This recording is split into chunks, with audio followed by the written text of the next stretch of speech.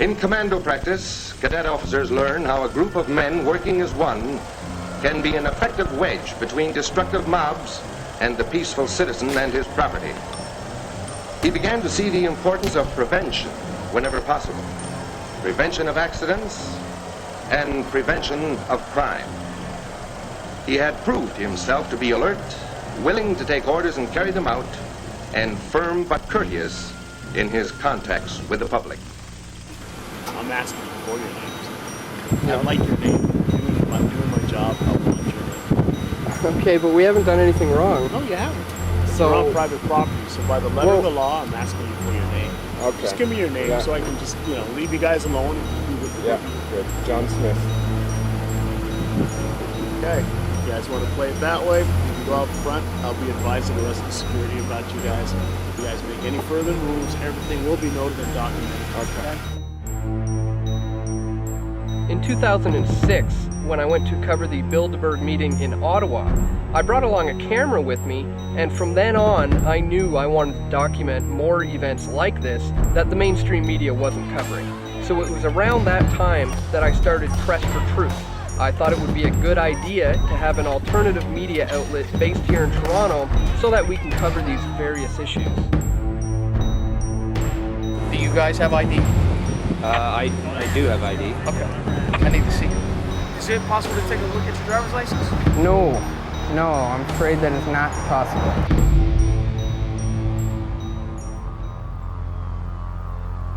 Today is a training exercise with our tactical ETF emergency task force unit from Toronto Police. We're training with private security. We've been doing it with this organization, which is our TAPS, Toronto Association of Police and Private Security Organization, which is a collaboration between Toronto Police and private security in the Greater Toronto Area for information sharing, intelligence sharing, training opportunities. The G20 coming to this area actually helps us see how our training has been undertaken over the last several years. So this is actually, this was not derived as a result of the G20, but the G20 now will test our ability to work in concert with private and public sector. Is it true there's going to be upwards of 10,000 police at the G20? There's, well, first of all, I'm not here to discuss the G20.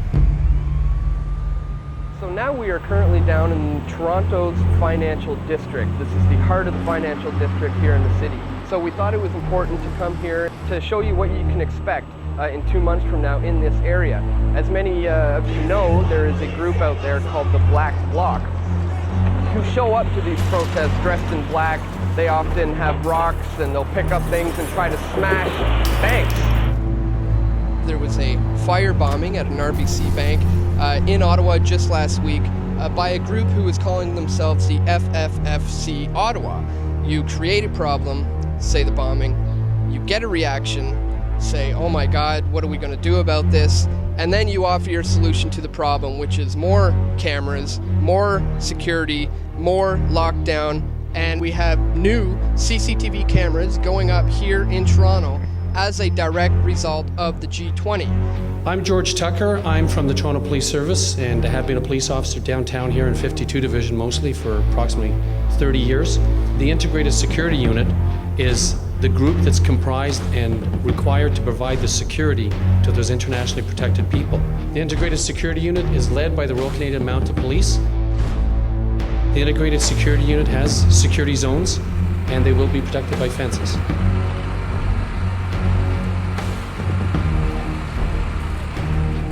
Now, over the last 2 weeks, Toronto City workers have been working very hard putting up these fences all around what is called the red zone. Over 6 kilometers of fencing is going to be put in this area, which actually ended up costing over $5 million. What are these zones? There's two. One that we'll call a red zone, which is the most secure zone, and then there's the outer zone, which is less secure, but it's the largest.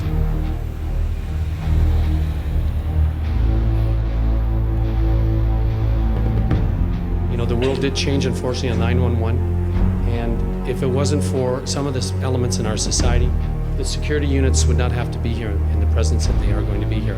We see people videotaping around here. We want to make sure what their intentions are. Yep. Our intention is to provide some alternative information to people who are looking to learn about the G20. as opposed to the mainstream media slant on things. Are you familiar with what an agent provocateur is? Well, in Montebello, Quebec in 2007, there was 3 police officers who were dressed as aggressive protesters with rocks in their hands, wearing masks, in an attempt to incite violence. These 3 guys are cops, everybody! George, as a representative of the Toronto Police, can you assure us that the Toronto Police Force will not engage in any police provocateur agent activities at the G20 Summit? Security matters, I'm not at liberty to discuss those that are open format. Obviously, with these people coming to town, this is a huge international event. It puts Toronto on the global stage. We obviously have to take the steps that we deem necessary to provide that protection for them to visit Canada.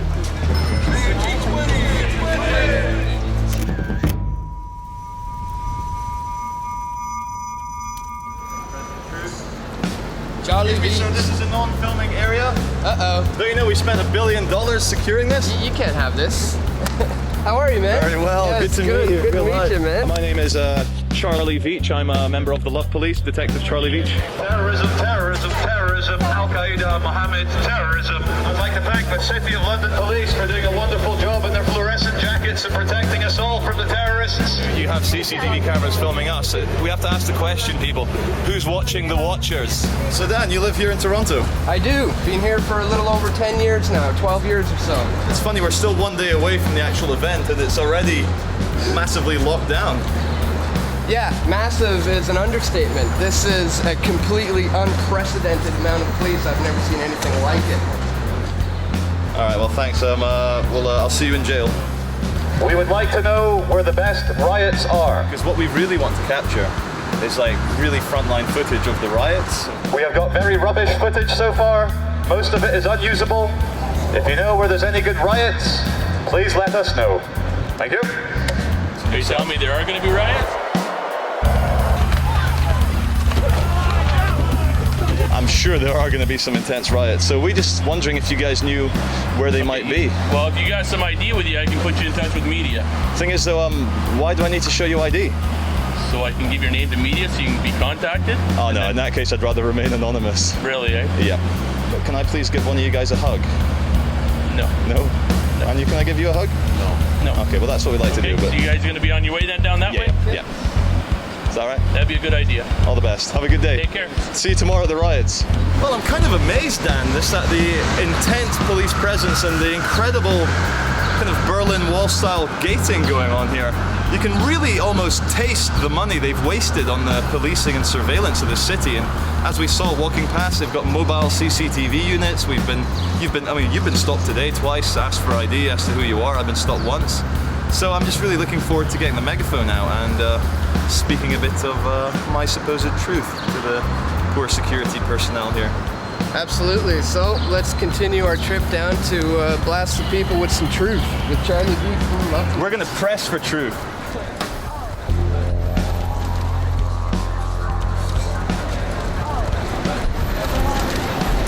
Ladies and gentlemen, you must respect the G20. The group of 20 industrialized and soon-to-be industrialized nations have your best interests at heart. Trust me, globalization is good for business. Shop faster! Get your credit cards ready! We have to pay back $1 billion that we spent on policing you for the G20 Summit. Please be very careful. The person standing next to you could either be a terrorist or might have swine flu. Stay terrified. I'd just like to thank security for coming out in such wonderful uniforms. They are agents from the Matrix. If you don't mind stepping on public property, I can leave you alone and you guys... Yeah. Where's public property? 5 feet that way. Yeah, of course. Is it just behind that grey line? Yeah, you got it. Have a good one. We have been moved on a total of 3 meters. We were standing on corporate private property. Now my message is ruined. You cannot hear my megaphone because I have been moved 3 meters to the left. It's all over now. The man has shut me down. It's all over. Excuse me, sir, with the camera, you're actually on private property there. Anyone telling you to firebomb McDonald's is dangerous and should be disobeyed. I repeat, do not firebomb McDonald's. Do not rock the boat. Do not ask difficult questions. If you require answers, the CBC and your other propaganda channels have all the answers for you. Ladies and gentlemen, this is a message brought to you by the Canadian Institute for Shopping and Buying Rubbish You Do Not Need. Giorgio Armani, Gucci, Prada, Dolce & Gabbana. These are your new priests in the church of consumerism. Anyone exiting the Eaton Centre without 5 shopping bags is a rubbish shopper. What you need is to turn around and make your way back into the Eaton Centre.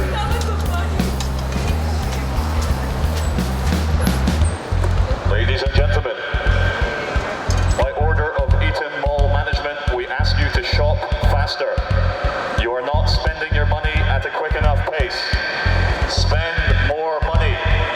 Buy more material objects. Happiness lies in buying stupid things you do not need. Thank you. Enjoy your shopping experience.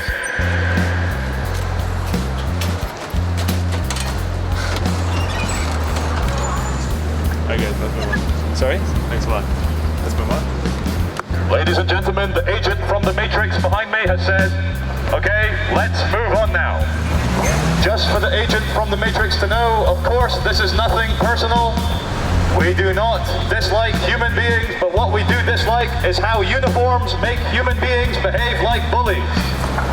The people in the nice black and white uniforms behind me that say security, they are asking us, do not point your camera at the building, because the building has feelings as well, and it's very shy today. We would like to announce we are not terrorists. We are in fact British military intelligence. We are from MI7. Look us up.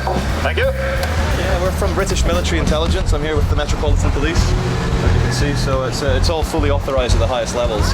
Because you know sometimes, have you heard of what an agent provocateur is?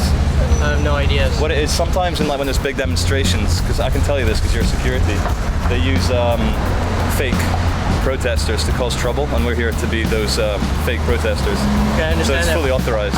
I understand that you have a certification. There's a yellow card that press is supposed to have. No, we're not press because we're undercover, and if we carried ID around, when we might get searched by protesters. But you have actual ID on you.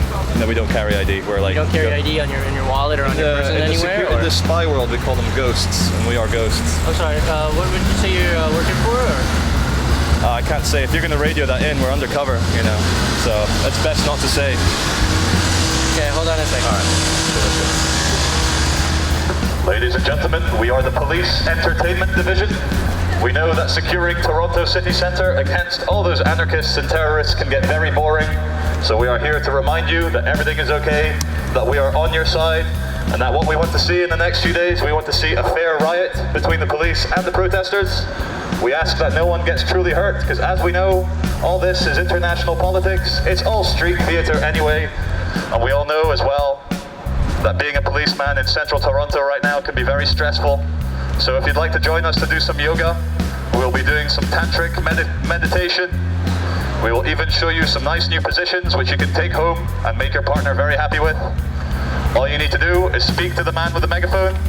We are the love police, and our job is to lower fear and raise love. Honestly, we're done. Off the property, please. What happened? This is private property? Okay. Yes, it is, sir. It's private property. Where would public property be? Private property, sir. Yeah, where would public property be? Sidewalk right there. We would like to apologize for standing on private property. We had no idea. We have obeyed now. We are on public property. Sorry for ever causing any trouble, but we promise we are not terrorists. That's actually the first time. Gentlemen. Hello. How are you guys? Good. How's it going? Good. Very well, sir. Well, these guys are from Press for Truth, and I'm from the Love Police. We're kind of absurdist, surrealist filmmakers, and so we obviously came to Toronto for the G20 to try and see what kind of exciting. So you know what it is. You found anything exciting so far? Well, just a bunch of private security telling us we're on private property. Police have been super cool. It's just the private security seems to be a bit stressed about everything. Well, as it turns out, you're currently filming, correct? Yep. You can't do that right here. So they told us this was This is private, this is public, so You're within 5 meters of this wall, so please turn off your video camera. We can't film within 5 meters of the wall? No, that's correct. Okay. Public Where Works can we Act film? states that, so please. Because we're show your identification to these officers. 5 meters from this wall. All right, we'll stop filming. But it's because obviously. Show your identification, please. Can I just ask a question, please, sir? From this particular wall. Can I please look at the actual paper that side? wall that says You can film freely. Can I please see your identification, sir? We're both human beings, but are we not equal before the law until someone I've breaks asked the you law? to turn the camera off. I don't anticipate any trouble whatsoever. And that's it. I hope that sounds fair and is fair with everybody, right? So, can you... Is he being detained right now, or? He's just talking. Same thing that I've asked you to stop filming, brother. Come on. I appreciate what you guys are doing. And I know it's very interesting. You have nothing to worry about with his safety. Okay. So no one's in trouble. No. Right? No one's in trouble. Well, we're not doing anything illegal, correct? Exactly. Right? Keep up the good work, all right? This guy's doing a really good job. Thanks. So your friend didn't want to tell the police who he was, so he's been arrested for the time being, okay?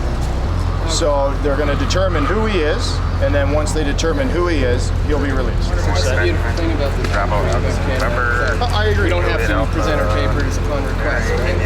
Well, but circumstances have changed just a little bit. You know what I mean? Yeah, but like if this was why would certain rights be suspended just because the G20 is coming to town? Because that's what the government states. Right. It's not us. We don't make the rules. We just play by them. So as you probably just saw, we were surrounded by, I don't know, about 15 police officers or so who said we could not be on the property and that we had to be on the public sidewalk. We went over to the public sidewalk, continued doing our bullhorning with Charlie Beach, and that's when they said it's time to put a stop to this, and you guys are going to have to tell us who you are and show us your identification under something that is called the Public Protection Act. The Public Works Protection Act, as it's called, isn't new, but extending it broadly to downtown city blocks is unprecedented. It's entirely reasonable, and that we would be able to restrict the area around the summit. We have a legislative responsibility to protect that event. Police are using it. Several people have been arrested. Andrew Beach, an activist, tested the police response and videotaped it. We're within 5 meters of this wall, so please turn off your video camera. We can't film within 5 meters of the wall? That's correct. So your friend didn't want to tell the police who he was, so he's been arrested for the time being. As of June 21st, sir, this has been declared a public works area. Okay. And then that falls under the Public Works Act. What's the act exactly? The Public Works Act, sir. Right, so what does it state? You're more than welcome to look it up on the internet, sir. Can I get you to explain the, I think it's the Property Workplace Act? I would have to refer you to the Public Works. You're talking about the Public Works Act. Yeah. No, I'd have to refer you to the media relation officer. I won't be able to. Oh, no one can speak on that? Oh. Sorry. Okay. It's actually under the Public Works Protection Act, okay? Okay. Anyone within this perimeter. So by law you can ID anybody you want? Yes, that's right. Can I have your ID, please? I refuse to give you my ID. Okay. You're gonna have to identify yourself to me, sir. Listen, okay, this is the way it happens, okay? If you don't identify yourself to me, then under that act, I'm gonna have to arrest you. Arrest me for not showing ID? That's right. So I need to see your ID right now. We check your bag. There's nothing in it that can cause anyone any harm. You're free to enjoy yourself in the park. You don't open your bag, you don't get in. Well, I'm not letting you illegally search me. Okay, then you're not coming in the park. Then you're not coming in. Why? On whose authority? On whose authority? We're not going to repeat ourselves over and over and over again. This is a violation of charter rights. Of rights as a citizen of Canada. You are violating my rights by illegally searching me. And I have a right to enter a public space without being violated. You have a right to enter the public space under the terms that we've given you. That's the end. Oh, your legal terms that you've given me. Well, sir, I guess that's up for debate later, but today, right now, as it stands, those are the rules. And if we are incorrect, and it's found out to be incorrect, then we will apologize profusely and it goes from there. We're going to break the law and then deal with the consequences later. That's essentially what you just said to me. I'm going to enter this park, and you will have to detain me to enter my bag. That's correct. Okay. Well, then you're done. No, you're going to have to detain me.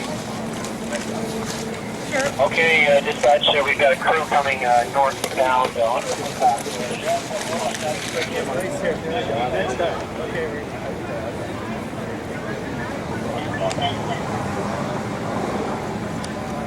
Excuse me. Is there a reason that you're keeping his goggles? He's not here to swim. My goggles? Yes. Why are you keeping my goggles? Is it illegal to have goggles? So when you use chemical weapons, I won't be able to protect myself? No, I don't have all of my stuff. Give me my goggles back. You're not getting your goggles back. Why? Unless you want to give us your name, we'll give you a property Why do you receipt. need my name? Because I'm breaking we the can law? fill out What a law? property Can you receipt please for tell you. me what law? We can't even have this debate. It's ongoing debate. It's one-sided. Toronto has been turned into a police state. I mean, there are just police everywhere. They're searching you, your knapsacks when you come into a park. They're asking for your identity. These are public relations exercises that are increasingly about intimidation. I mean, intimidation may be the main message here, not anything else that's going to come out of it.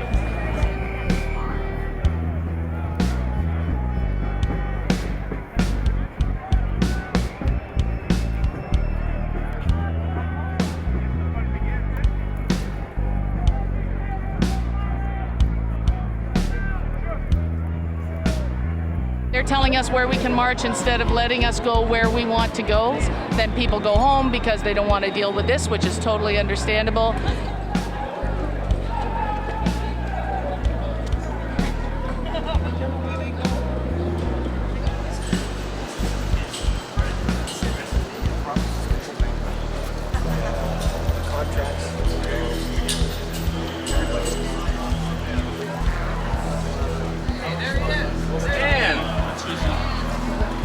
Buddy? Good. How are you? Good. Fellas? All right. And you brought it back. Perfect. Oh, yes. And then Bruce?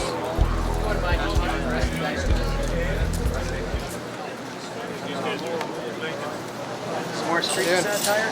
Oh, yeah. Charlie, tell us a little bit about what happened to you when you got detained there and just explain the ordeal that you went through. Yeah. I was just a bit too slow to show my identification, and I made the terrible, terrible criminal error, like real violent error of asking the policeman if he could show me some identification first. I spent 5 hours sat on a bench in the Union Street Station security office under CCTV surveillance. They're recording everything, and they kept me there for 5 hours on a wooden bench with my hands tied behind my back with handcuffs. After that, they sent an immigration detective down from the Canadian immigration because they said that I was in the country illegally, that they had no record of my entry into Canada. So then I got thrown in the back of a van, again with the handcuffs still behind my back, and driven for about 15 minutes to the Toronto Film Studios. But I didn't know it was the Toronto Film Studios until I left. They strip searched me again. A sergeant interviewed me under CCTV again. Then I got taken into this massive open room about the size of 2 football pitches, like black everywhere, and they'd set up like strip lighting, fluorescent lighting, and above each cage they had 2 CCTV cameras and a little toilet in the corner with cameras pointing at that as well.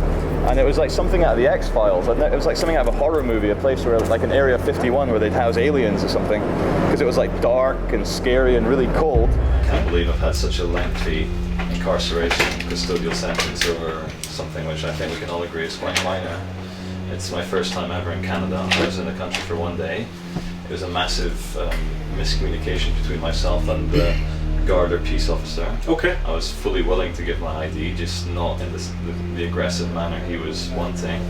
And now I've had the longest, a very long prison sentence already, in my opinion, and I'm very stressed, very upset. Okay. And it just doesn't feel very becoming of a civilized country like Canada. I've been held in a cold cage in a warehouse for many hours, and before that I had my hands cuffed behind my back for 4 hours before I got brought here, and it doesn't feel right. I appreciate your comments. There are unfortunately some exceptional circumstances within the city right now, but I do appreciate your comments. You can't make me sleep in concrete. That's the arrangements we have.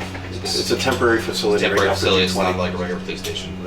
You're treating me like this is Guantanamo Bay. Like, this isn't right. I'm going to make some very big complaints, because you can't treat perfectly entitled to, sir. But you can't treat human beings like this. So I'm just going to ask you to step here. I'm just going to re-secure you and escort you to the cell. So then after the judge said I was okay to be released, they put me in jail again for another 3 hours, and I was only released at midday the following day. So for not showing my identification quickly enough, 21 hours in jail in a kind of makeshift Guantanamo Bay kind of warehouse. June 23rd, I was at Jack Astor's following a baseball game. I went to a baseball game with 4 of my friends. I spoke to 2 female RCMP officers and I asked them where they were from, and they were unresponsive. They didn't have anything to say. So in passing, I just stated, good luck with Saturday. And nothing happened. We got into my cab. Right at the corner here of Front and Simcoe, the cab was stopped by a Toronto police car. And at that point, I was taken by the arm, and a line of questioning began. First questions were, what are you doing in the area? And I explained, I was here with a baseball game, I was in the cab going to my girlfriend's house. At that point, they put me in handcuffs and basically said, we're gonna ask you some questions. The arresting officer was asking me questions about what I allegedly said to the RCMP officers. Then 2 female officers literally got in my face and said, you don't remember telling us good luck with Saturday? And at that point, I was like, yeah, I said that. What transpired next was just beyond unbelievable. I never thought that anything like this could ever happen to me. During the booking, I knew that, you know, this wasn't a valid arrest. They went into my pockets, took my ID out. They didn't even ask me for my ID in the streets, just helped themselves to it. Didn't tell me why I was being arrested, tell me what I was being arrested with, but no explanation. While they were questioning me on the street, I didn't want to say anything. I said I'd rather remain silent. You know, I don't know what this is all about. I want to speak to a lawyer or duty counsel. That was the wrong answer. That's what made me go to 52 Division. And a booking sergeant from around the table came around, grabbed me by the neck, while the 2 arresting officers held me by the shoulders, took me to a room directly behind me, shut the door. I asked them what they were doing, and they said, we're strip searching you. It wasn't, please take your clothes off. It wasn't, there was no explanation. As soon as the door shut, the booking sergeant staff began beating me in the face. Every time he hit me in the face, he would use an open hand, kicked me in the legs, beat me in the torso. I have defensive bruising just from being like this. At no point did I fight back. I had 3 guys, 2 guys holding me, 1 guy literally beating me up. They just tore my clothes off. They didn't say, you know, take your clothes off, we want to strip search you. They didn't explain. The shirt was ripped open, literally grabbed me by the bottom of my hands and flipped me like this so that the back of my head hit the concrete floor. Completely ripped my clothes off. At this point, I'm completely naked. I have 1 man sitting on me, beating me like this, while the other 2 are holding me down. At that point, you know, I sat around naked for 5 hours, and one of the arresting officers, I believe 8330, if I'm correct, I have the information here, came and asked me to stand, stood. He took my underwear, which was up against the wall, and kicked it underneath the cell and told me to get decent, because 2 what he explained were detectives were coming to ask me some questions. I asked them for their IDs and if they were in fact Toronto police officers, because they were in plain clothes. And they just took the stance that, listen, we can either help you out with this, or you can kind of continue this way and you're gonna get no help. So I just said, okay, that's fine, if I could just have your names. And they looked at each other, and one of the officers said, I'm Officer C, and this is Officer 6. They sat me down and started asking me questions about what I know, what is going to happen on Saturday, if I know any information, if I know any information about labor groups, if I belong to a labor group. I had no answers. So you were arrested and detained, thrown in a cruiser, beaten up, strip searched, all because you said good luck on Saturday. Good luck with Saturday.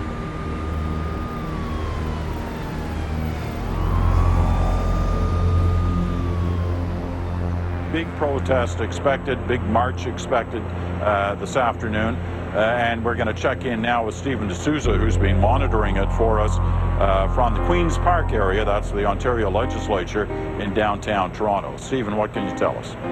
There are at least 10,000 people who have gathered here for a range of issues, everything from anti-war to the environment. Labor groups are here. A number of various ethnic groups. There are so many people here all gathered to protest the G20. I want to bring in one guest here who's Zoe Caron from WWF Canada, and your issue is the environment, and climate change hasn't really been on the agenda here. So what do you have to say to the G8 and G20 leaders? Well, it's the first time in a very long time that climate change has been pushed off of the agenda. We're hoping that countries will be coming out with their commitments. India came out yesterday, big deal. They said they're going to phase out their subsidies to oil and gas. U.S. is pushing it really hard. They're going to save $54 billion in the next 5 years by phasing out those same subsidies. So we're hoping Canada will follow suit. We have $2 billion a year in those subsidies, and then we can transition those funds to go towards renewable energy and climate change funds. Thank you very much, Zoe. Good luck with your protest this week. So, Peter, there you have it. The crowd is just marshalling. They just finished up the speeches here, so the crowd is just marshalling now. They're going to head south on University Avenue towards the fence where the summit site is, but they're going to stop a few blocks away and head west before circling around. But I can say, though, that while about 98% of the people here are going to be peaceful, we do know that there are some elements who have posted online and who have spoken out saying that they aren't going to make that turn and are going to continue straight towards the fence, and they are groups that are anarchists who do not believe that the G8 and the G20 are a legitimate organization, and they're going to cause some trouble later today, and so we're going to be keeping a close eye out for that.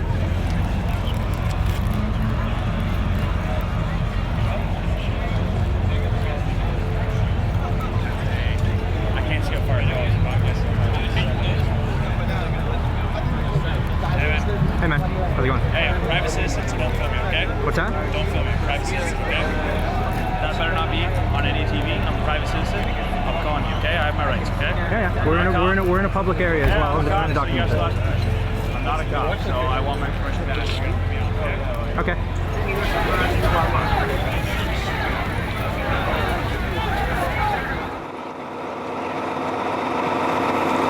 Man, I've never seen paramedics look so badass.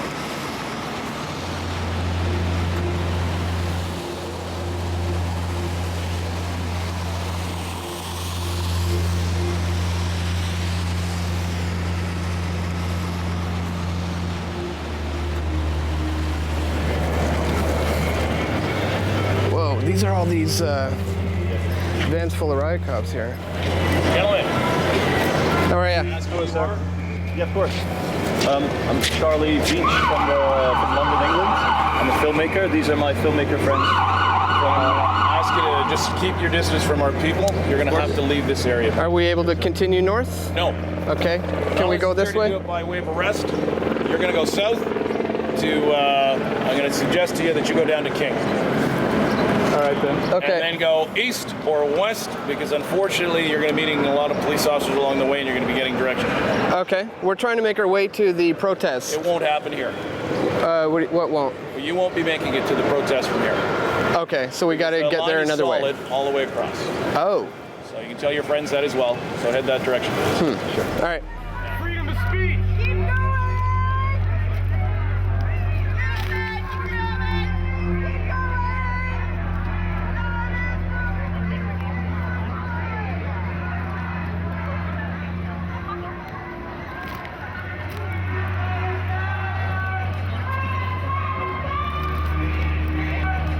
We are now in the thick of it, behind the front lines, along Queen Street.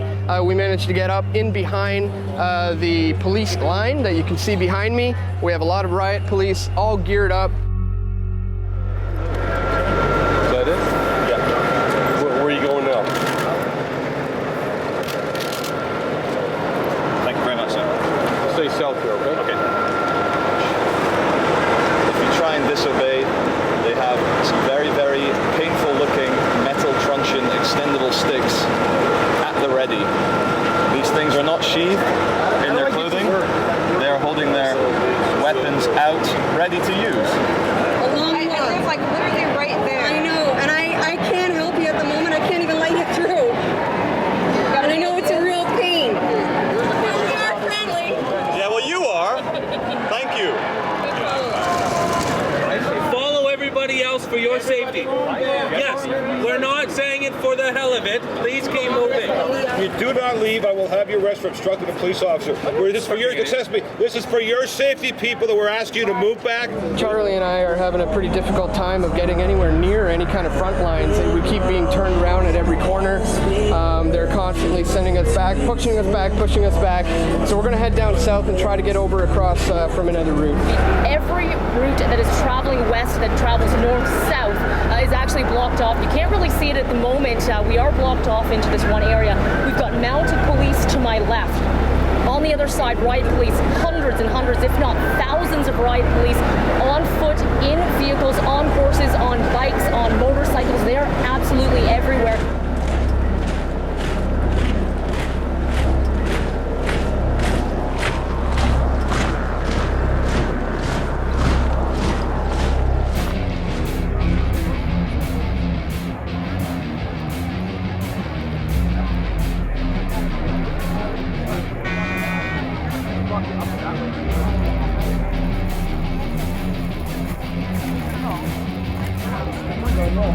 Well, I think the value of direct action should be concrete. We should do things that aren't symbolic, but rather accomplish things here and now. Directly shut something down, or at least cause so much financial damage that our message gets to the CEOs. What's your message? Our message is that commodification of life is wrong, dominionism is wrong, capitalism is wrong, and that all beings desire freedom. I gotta go.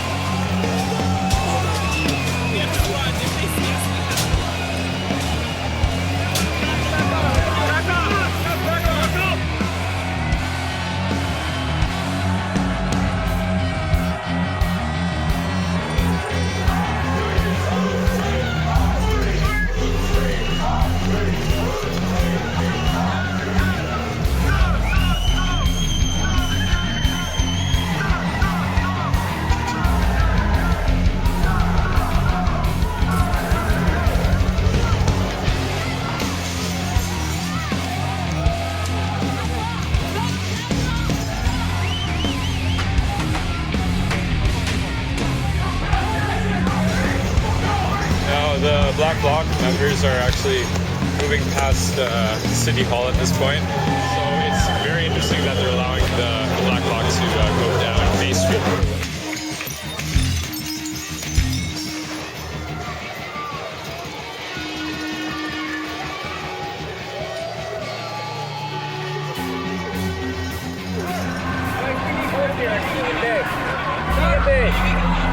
Let's get some help here.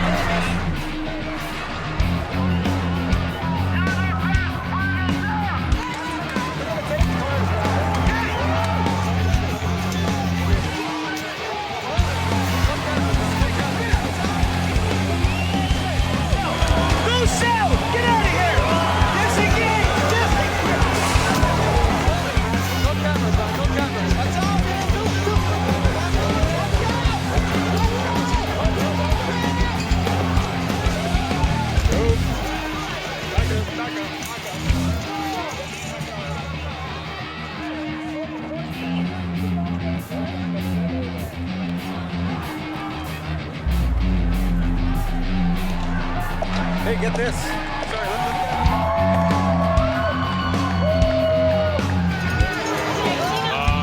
At this point, they've set the car on fire.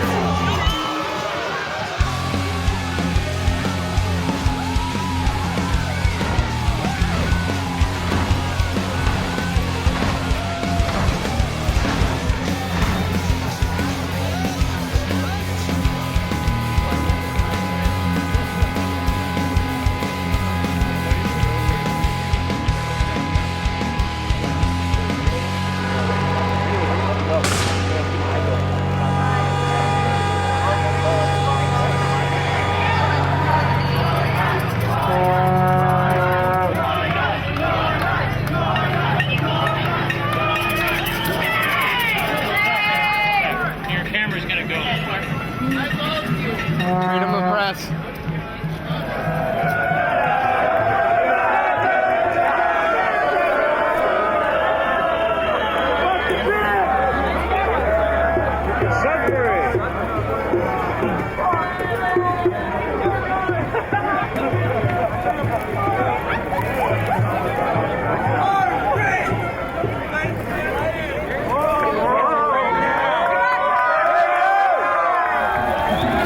Police have actually started to back up on their perimeter here on Queen Street West.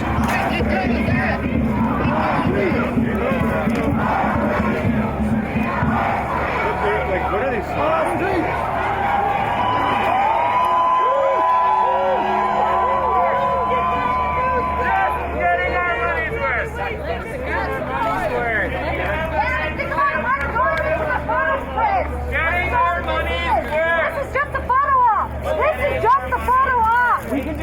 It's just a photo op. Every time you do something peaceful or artistic, this is what gets documented. And everybody thinks demonstrators are nothing but violent dissenters.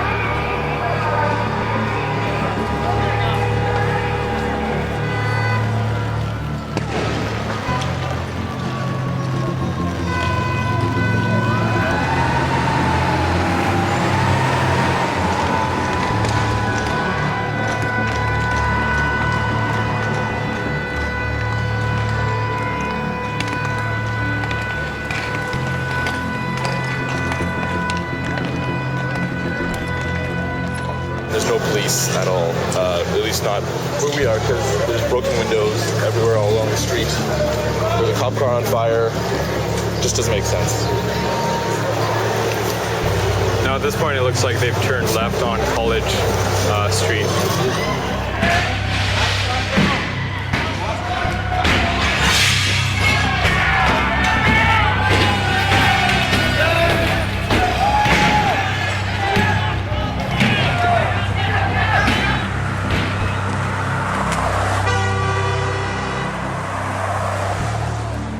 As I'm walking up University, that's where I see the vans pull up.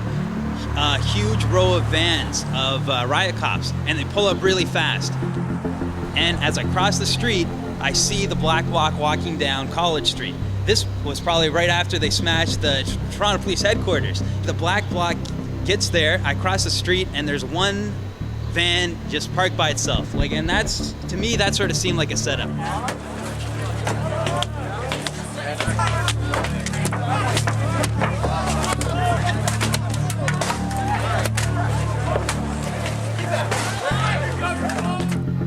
I could see the cops starting to get out of the vans across the street, the riot cops, and then they sort of formed one of those lines again.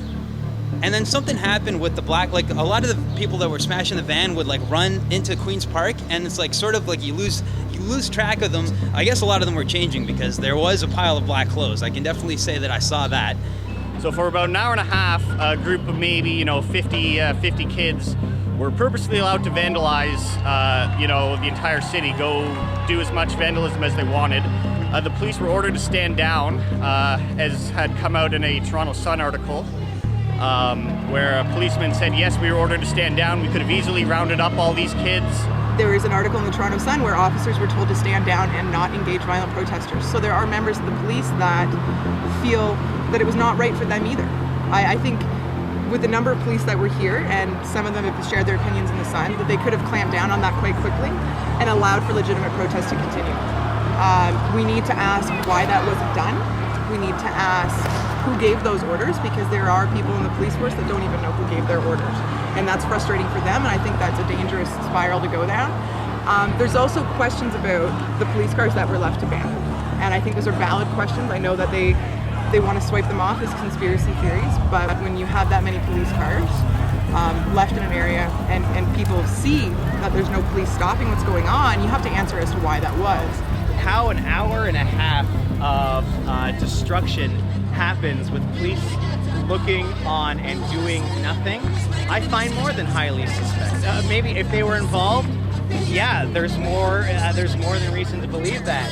And if they weren't, they still let it happen. One way or another, we all have an obligation to find out what the truth is. I don't care what side of the political fence you're on, you should care about the truth.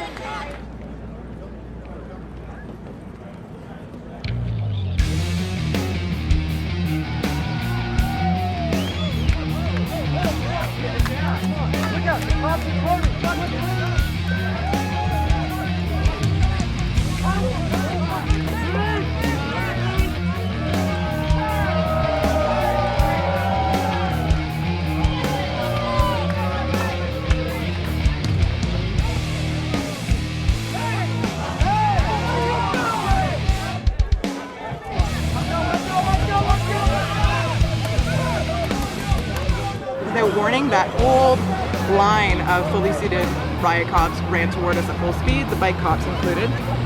Within a matter of seconds, they were on my heels yelling, "Go faster, you're gonna get hurt, go faster, we're gonna gas you."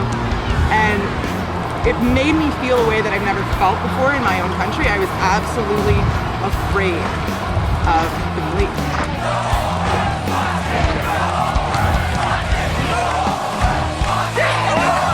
Then without warning, they started advancing and grabbing people randomly, and they started sending horses into the crowd, where at least a few people were injured. One woman was trampled, I believe her leg was broken. Somebody else I saw get kicked by one of the officers on the horse. And of course, they just started advancing and grabbing people randomly and then advancing more, and without ever communicating to us why they were doing it. There was never any order to disperse from Queen's Park issue. Myself and other people kept yelling at the police, asking for somebody to come forward that speaks for the police to communicate why they were doing what they were doing, why they were starting to become aggressive with us. But there was never any negotiator or anybody step forward. It seemed like it was just something that was taking on a life of its own.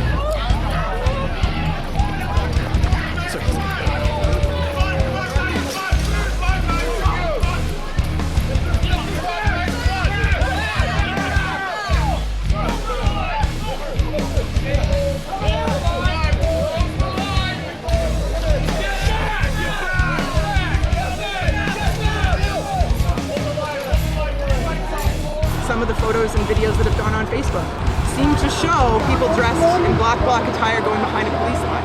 And if that's an option that was taken, they need to explain why. They need to explain who made that decision. And if the Canadian public don't want to see that on their soil, they have to put measures into place that'll never be repeated again. This is a global corporate fascist takeover. And we saw their enforcers firsthand here in Toronto at the G20.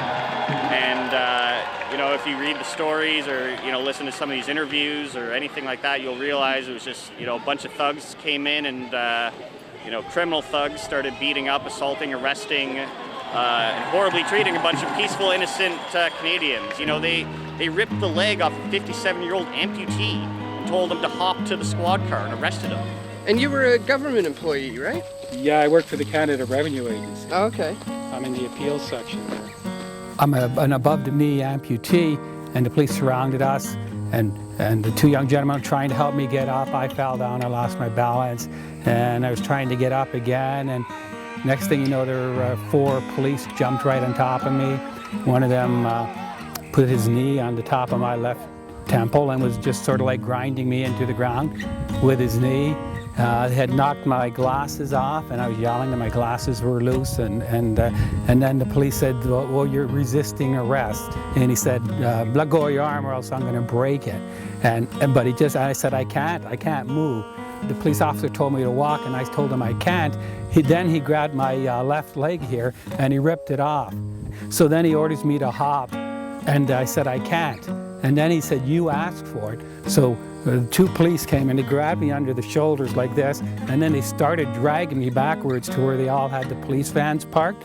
And my elbows were digging after a while into the pavement, and I was screaming. I was in a lot of pain. They hoisted me up in the air, and then they started hitting me, I guess with their batons or whatever, or their fists. And as they were running me towards the police van, they were saying things like, he's a biter, he's a spitter, he's resisting arrest. So we got up to the police van, they threw me on the ground, and they started giving me these little boots with their boots and hitting me. And I was held at the detention center for over 24 hours. I was never charged. They said they couldn't find my arrest, the paperwork, my arrest report. They never could find it. They never allowed me a phone call or any of that stuff. They wouldn't let me wear my leg. They said it could be used as a weapon, or it might have a weapon inside of it. I felt brutalized when I went through it. When they took me down, the way they did it, I mean, if they had tapped me on the shoulder and said, you're under arrest, I would, I would have complied. There was no need to do what they did. And you can see that people are being pushed out of Queen's Park by police. So rather than being penned in here, we decided to kind of retreat to the streets, to a place that was a more public space and that was not under immediate control by the police.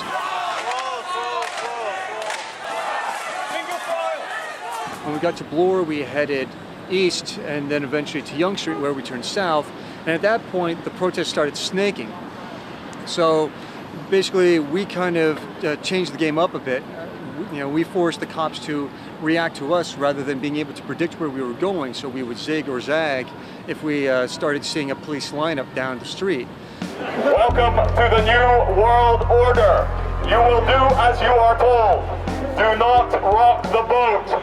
Do not question authority. Toronto Police, you are as much victims of this global empire as we are. The true criminals you want to arrest are within the Summit exclusion zone.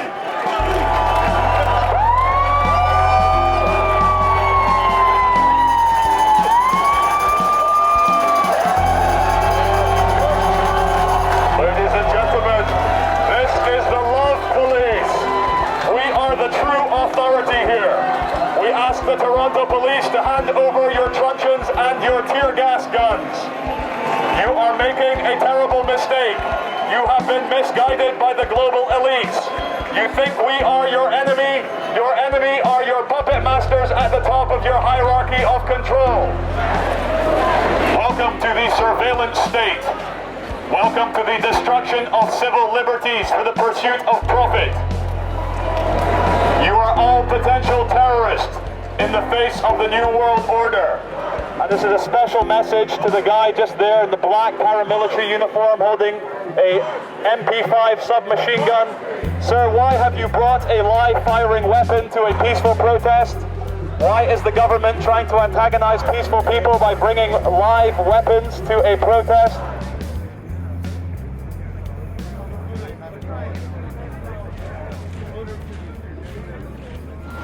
There are little pockets all over the city. Things that are going on right now are not being contained in any one particular area. We have heard that there have been people setting police cruisers on fire. What's fishy about it? Well, I was here 3 hours ago and the cars are sitting there and they're not burned. Next thing the police scatter, then one car is burned, they come back, force everybody out, and then they leave again, and then another car is burned. Like, why didn't they pull the cars out of here? They had enough manpower to get everybody out of here, and then they just scattered. I don't understand it. If they're looking for a photo op. Why is the CBC news van still there? They still have the CBC news van right beside the flaming vehicle, but they've cleared everybody else out, so a little bit curious there that they still want the mainstream media right beside the flaming police car. It was a photo op for the media, so that they can, I'm telling you, the car was on fire for a long, long time. No cops around, no fire trucks, it was allowed to burn. I'm going to tell you why no cops around, because they were running the other way. If you were a firefighter, would you like to go in there and try to put that Absolutely, yeah. There's lots of fire trucks around. That's what they got to do. You don't back up, my man. Somebody will rescue you.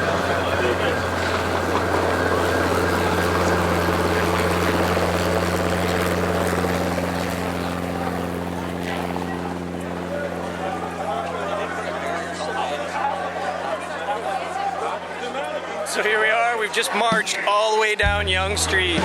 We're back where we started at Dundas Square. We started here about 9 hours, 10 hours ago.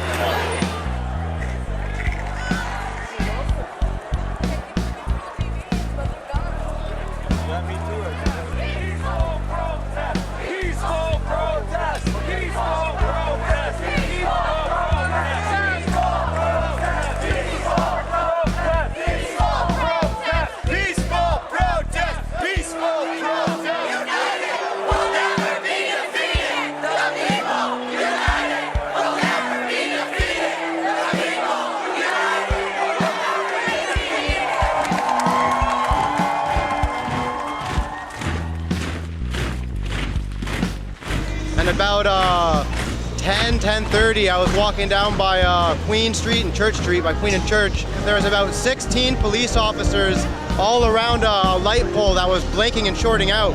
So I said over the megaphone, I said $1 billion to defend a blinking light. One of the group members, he had the megaphone and he was ahead of me. And he didn't even get like 1 or 2 words out of the megaphone. And immediately they jumped him. They grabbed my head and smashed it against the wall, like pretty damn hard. And before I could even get up, they grabbed me by the throat and started choking me. He fell on top of me and I landed on top of the megaphone. And about 4 or 5 cops all jumped up, stacked up on me. 3 of them turned around towards me and they extended their batons immediately and they hit me with their batons 3 times in my chest. And they beat the chair relentlessly. Continually beating the chair, telling me to turn around, like get the F out of here. I tried to blurt my phone number out to a friend and I was told that if I were to say anything that he would have to hold my neck in a position in which I would be unable to breathe. I was trying to turn around and they almost pushed me out of my chair as I was turning around, continually beating the chair. And when I finally was able to turn around and actually start to wheel away, they still continued to hit the chair and they didn't stop until I was actually within at least 100 feet of them. They arrested me for disturbing the peace, but it was before 11 o'clock, so I'm allowed, it's not a noise complaint or anything. I can use my free speech. They broke the megaphone, so this is what free speech in Canada looks like. Probably 10 to 15 hours I stayed in the cell. I was denied a phone call. I kept asking for my phone call. They wouldn't have read me my rights unless I actually brought it up and I said to them, hey, nobody's read me my rights, this is illegal. It was really intimidating and I'm surprised that this is in my country. Before we knew it, the streets started filling with riot cops, guys in tactical gear, started getting pretty scary. We weren't really sure where to go. There was a group of about 200 people marching away from the security fence and heading east, and we live east, and they were chanting peaceful protests, so we joined up with them. There were some really cool people in the crowd, and we just sort of were getting ushered down south and ended up on the Esplanade in front of Novotel, and people were singing "Give Peace a Chance," all this kind of stuff, and it was really cool. There was no violence. You have buildings on either side, but no real means of escape except for the actual streets.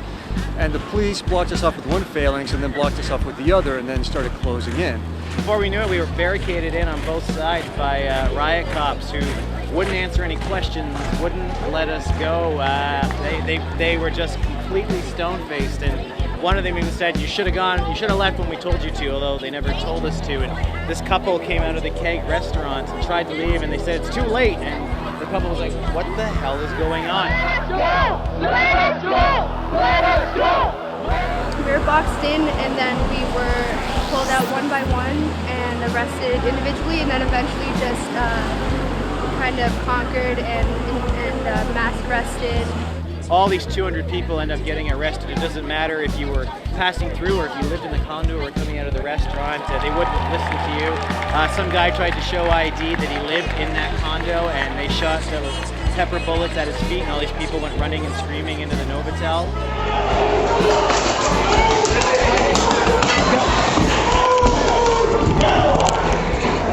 It's like, listen, I live here, what do you want me to do? I was like, back up, and start shooting at me.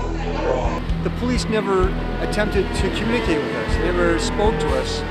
and there was never any violence or destruction on our part either. I had to watch my girlfriend dragged away and cuffed as they dragged her away, really roughly for absolutely no reason. Threw her in a paddy wagon. I got thrown in a paddy wagon, and before I knew it, I was in a prison bus full of guys, taken down to the detention center. I ended up being in that detention center for 24 hours. I couldn't believe what was happening.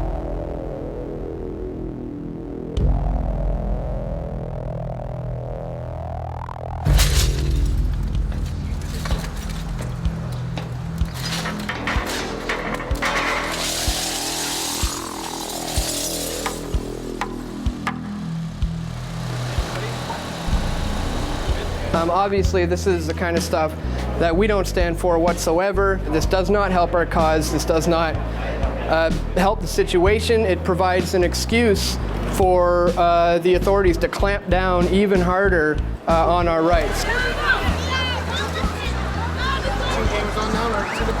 Dan and I got searched 3 times in 30 minutes and had our IDs checked and radioed in. It's a predictive programming to train the public in urban areas to comply, to allow arbitrary searches of your bags, to go through checkpoints, to have police radio you in and have to give your details. Dan was actually very good today. A female police officer said, "Can we search your bag?" And Dan said no. Do you mind if I take a peek? I sort of do. Totally up to you if you like to. Is that not part of the Public Protection Works Act? Or it's not mandatory for me to show you? Nope. Is that, all right, well, I'd rather not then. Then 5 minutes later, another police officer said, "Yeah, you have to comply or you'll both be arrested." And so we both had our bags searched 3 times. We're checking everybody after yesterday, guys. Is it mandatory now? Yes, it's mandatory. Another officer just told me it wasn't. Let's have a look. Okay. Sure. We're here for your safety as well as everybody else's. I hear that. Yours as well. You saw what happened yesterday, right? What happened? You see that happen. You were here yesterday? I was here, but a lot of things happened. What specific thing are you talking about? There's some violence and some damage, and people were injured, and just want to make sure, that doesn't happen again today. It does leave a slight bad taste in our mouth to be arbitrarily searched in a free country, in a free area. You want to stay? Then open your bag. I thought as long as he's not within the 5 meters, though, it's fine. Isn't that the case? Legislation. This is our area. 5 meter. I don't. Right? Where you going? What's that? Because I won't consent to a search. So you don't get it. You don't get a choice. Get moving. Where are you grabbing me? Get moving. You haven't opened up your bag, so take off. In Canada, that's something that's... Yeah, this ain't Canada with it. I just don't like to have my civil rights violated. There's no civil rights here in this area. Yes, there are. How many times you got to be told that? But there are. That's within 5 meters of the fence. There's no civil rights. That's what the legislation said on Monday. If that was the rule, we'd all be behind the fence. My understanding is the Public Works Act applies to 5 meters from the fence. Sure. I'm asking you to do that. Portable number is 1749, and the range is 3550. 3555. You don't have anything on you? No weapons or anything? No, I don't have anything on me. I'm now being searched and duress. I shouldn't have to be searched. I mean, I understand the situation today, so well, I'm you doing weren't, it. I didn't go through your pockets or anything. Well, you still patted me down, and that's for my safety, right? If we refuse to surrender identification outside of the 5 meter boundary of the fence, that would be an arrestable offense, though, right? But you know what? If you've got nothing to hide, just out here doing whatever. Yeah, but it's within our rights, is it not? I understand that's within your rights. But what I'm saying is, if you give an officer a hard time, I think that you're hiding something for whatever reasons. So if we've got nothing to hide and we want to check. Well, that's why I gave over my identification and subjected myself to a search. If you refuse, then we start thinking, okay.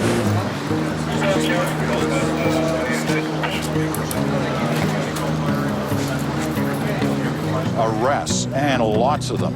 hundreds at last count, over 500, and they are still making them as we speak. This morning, highlighted by an arrest at the University of Toronto campuses, where police took in at least 70 people who they said were storing street weapons on campus. I came out of where I was sleeping and identified myself as a member of the student union, and I was escorted out. Talked to a police officer, I guess, who was in charge, who was evasive. I said, I want to see a warrant, and he was being evasive and saying that we were trespassing. And I said, no, we're not. This is our building. These are our guests. And then just looking for excuses, and finally got frustrated and just said, okay, everybody here's under arrest. We were arrested in the campus, and the charge were conspiracy to commit. Like, we didn't know what conspiracy to commit. So they were actually in a gymnast that they have rented, and they got arrested. And when the police arrest them, they say that they arrest them for participating into a riot. My name is Mark. I'm from Montreal, Quebec. I've been arrested on the G20s. The charge against me are weapons. My weapons are a pair of tweezers, a waistcoat this big, 2 pairs of scissors, and a metal whistle.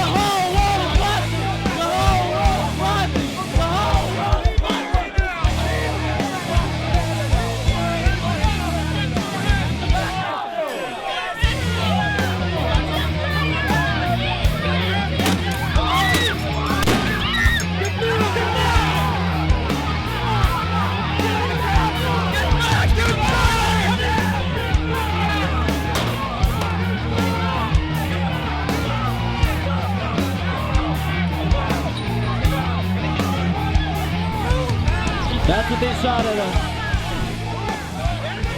Rallies that we have had in the past 24 hours where people are going to the jails to support their friends as they leave. We are finding that cops are also meeting them there with brutality. We've seen plainclothes cops snatch several demonstrators who were supporting their peers coming out of jail. We've seen them being snatched, being thrown into cars. We have seen cops prepared with tasers. This is not acceptable when we are already resisting the G8 and G20 violence, the violence that comes from their structures and policies.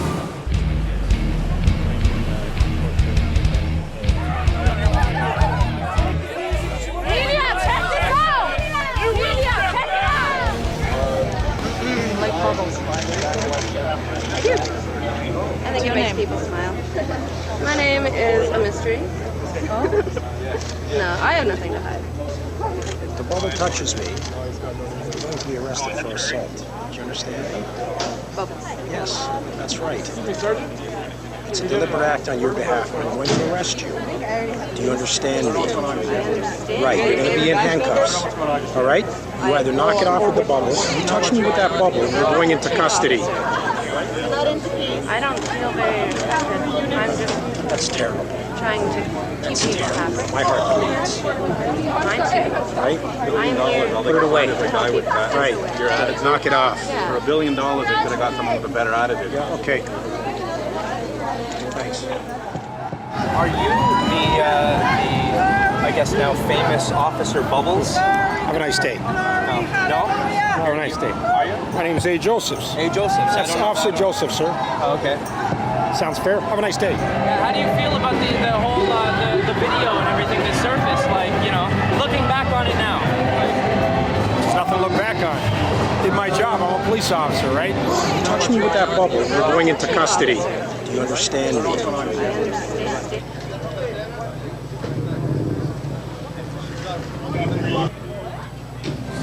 People are talking about how you took down your Facebook profile and stuff like that off there, and like, I mean, you know, there's been quite a bit of fallout because of that stuff. So.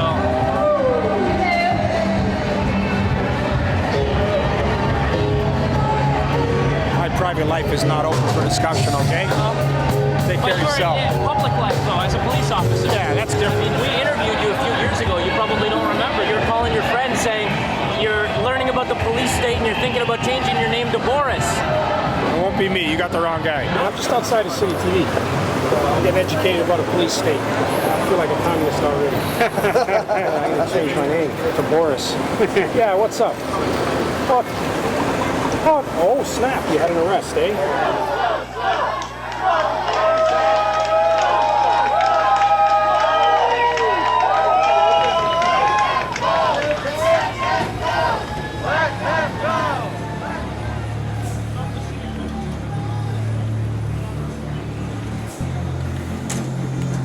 There's 500 of them being arrested, I've heard.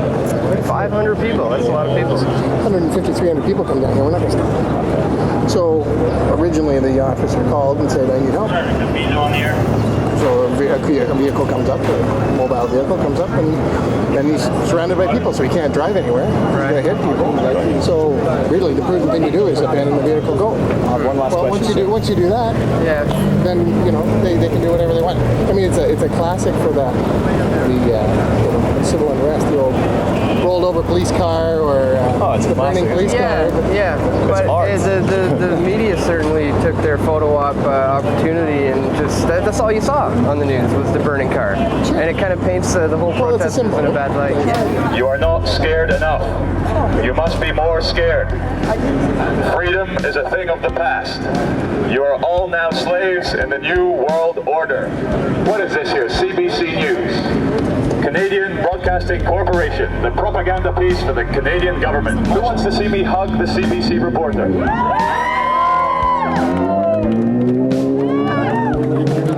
Ladies and gentlemen, Toronto is in police state lockdown. You are free to do as you are told. You are free to have your bag searched arbitrarily. You are free to hand in your identification. Please look up to your nearest CCTV camera so your face may be reported. So what we need to do is get the police on our side, because they are just family men and women just like you and I. And as soon as the police stop obeying their orders from the criminal thugs at the top, there will be no one left to defend this very small cabal of dangerous criminals who are the international financiers and bankers. This is not North Korea. This is not China. This is a civilized Western nation where people are treated with respect and dignity. And as far as I can see, 100% of the people here are peaceful and loving. We are blocking off entire city blocks to keep you safe. You must comply in order to remain safe. Treat us with the same courtesy we will treat you, and everything will truly be okay, and we can have a nice, fun day together in the New World Order amusement park that is downtown Toronto now. Thank you.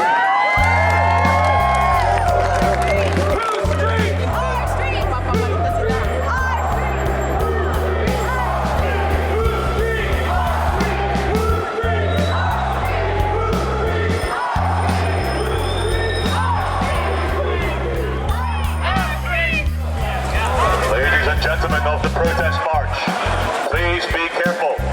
We have had reports from the CBC that there are many Al-Qaeda terrorists here dressing in Toronto police uniforms. Okay, ladies and gentlemen, some people have informed me that we should carry on west.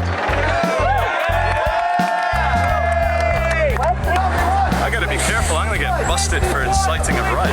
Why are you blocking peaceful protesters off every 100 meters? Why are you not letting people walk through the... A very interesting thing that happened. Charlie and I were in the middle of this particular protest where everybody got surrounded, and they had blocked the street on Queen Street leading up to Spadina, the area where one of the police cars was on fire.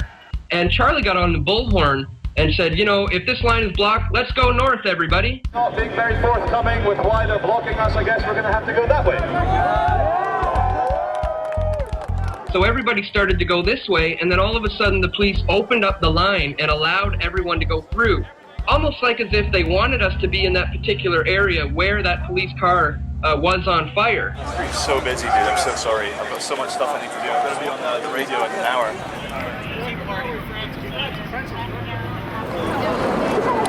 I saw you on the perimeter yesterday. Okay. I'd like to see your ID, please. Can I ask why? Yes. Why? I'd like to see it. You have a problem? Is there a reason why you wouldn't want to show your ID? Yeah, because I live in Canada. I'm walking down the street with the camera, right? I'm not... Given your shirt, the proximity you were, you're videotaping yesterday down at the... Yeah, tyranny. You know what tyranny is, sir? Yep. Well, what is it?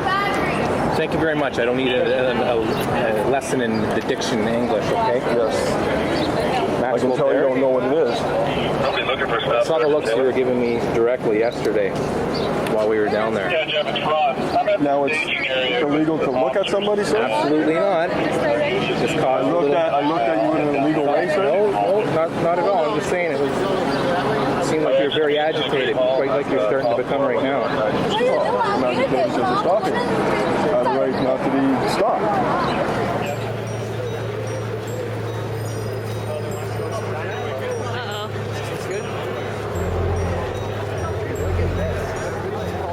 So this is as far as we can go. We got here, there was pretty much already a big gathering. The bikes were already there, everybody was already sitting in. We were already on our way home. We kind of just figured we'd take some pictures, walk across. We had to get from this side of the intersection to that side of the intersection, so we decided we would just walk through, take a few pictures on the way. As a budding photographer, thought it'd be kind of cool to get the aftermath shots down here just to see what it was like. We were just walking down Queen Street, like spent the day. It was probably like, I don't know, like 5 in the afternoon or in the evening. So it didn't seem like it wasn't too big of a crowd. It seemed, you know, peaceful. So we were kind of just observing and watching what was going on.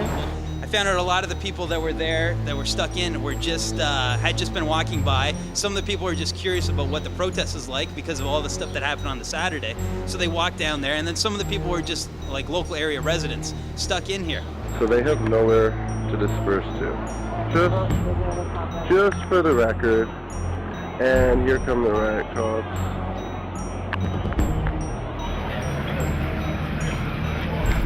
Single file in front of the bike, all the way down. Take it all the way down, right to the end, straight across. They're not doing anything bad at this point. In terms of where they might be going, it's anybody's guess. I'm trying to talk to people. Hey, the mercenaries are here. Have a look right now. We just want to show you as police attack.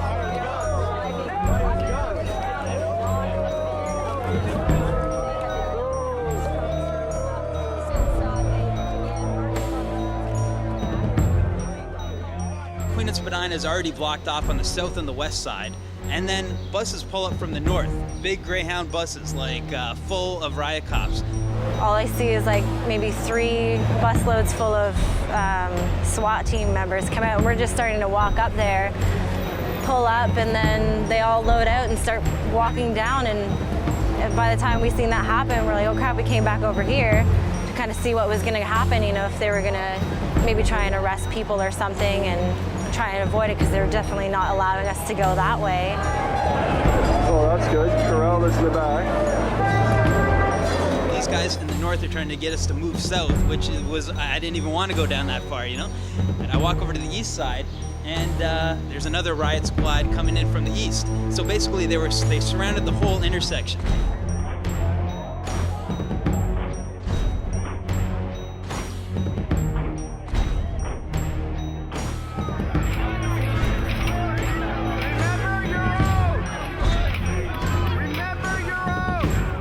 surrounded right now. There's a bunch of cops there telling us to go this way, a bunch of cops there telling us to go this way, a bunch of cops there blocking off that way. I don't know where to go. Got my peace signs up and hoping nothing happens. Nobody knew what was going on. We'd ask a police officer or something and they just start tapping on their whatever shields, and we're like, okay, you know, you back away. There's a point where I was starting to kind of get scared when they were getting tear gas masks on over here, and definitely giving a feeling of threat. And so it's like, oh my God, you know, like I'm gonna get tear gas and I'm just here and I didn't even want to be here.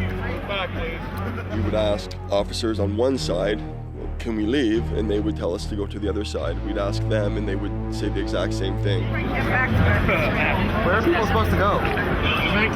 Pardon? Okay. All right. So I just talked with one of the police officers asking, you know, where a protest is supposed to go, because we're all boxed in here. He said to hang tight. Pretty much have no place to go, so activists are pinned. It's kind of a hairy situation. Let's hope that the police officers use all their best judgment and do not injure any innocent protesters. Like, where are we supposed to go if they don't want us to protest? It's like really messed up, man. Half of you don't even know what the G20 is about. We give up our banking system to a foreign entity. Someone's running our country, not us. If money is power and they print it, where's the power? Bryan again, it's Derek from Kitchener 911 Truth. Queen and Spadina, we're getting boxed in here. Shit's gonna hit the fan here pretty soon, so I don't know if you can get down here or if you're still in the Alex Jones show, good for you. If not, just get your ass down. Bye. All of a sudden, at a moment's notice, you just saw stormtroopers move in and close everybody off, isolate them.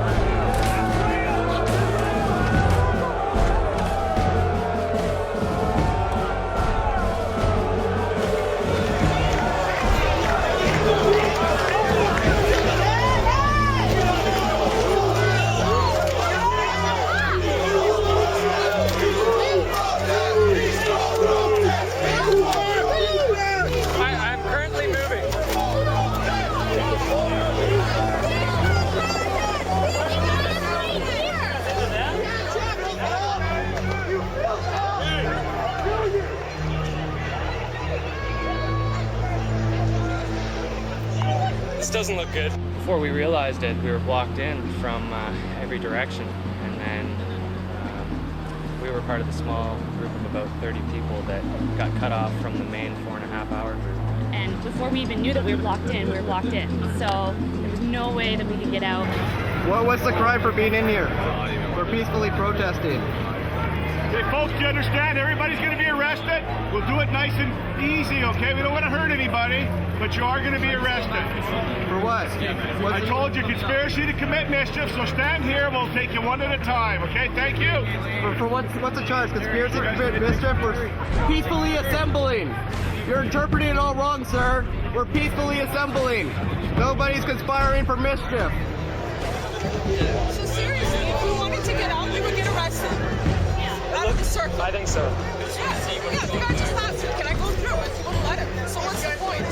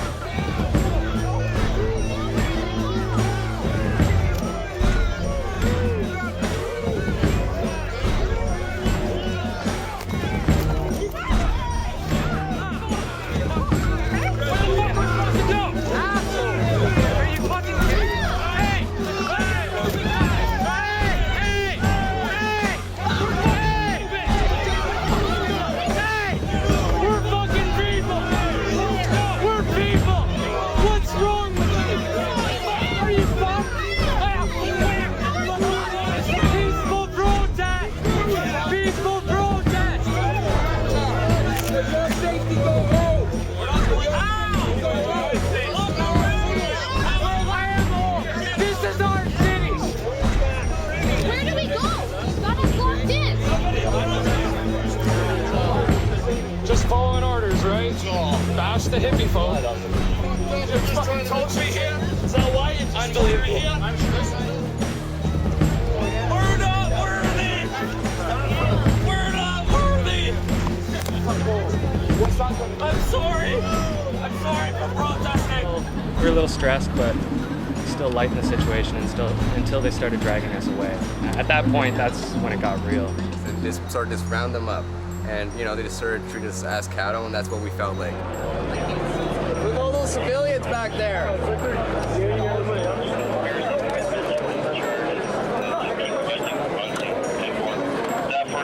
Step back.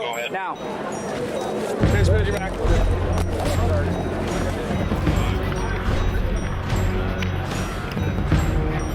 Me? I'm being taken.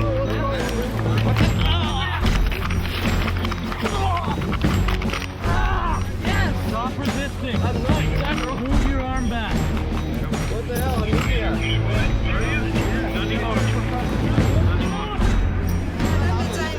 Shield. Whoa, hey, hey, hey!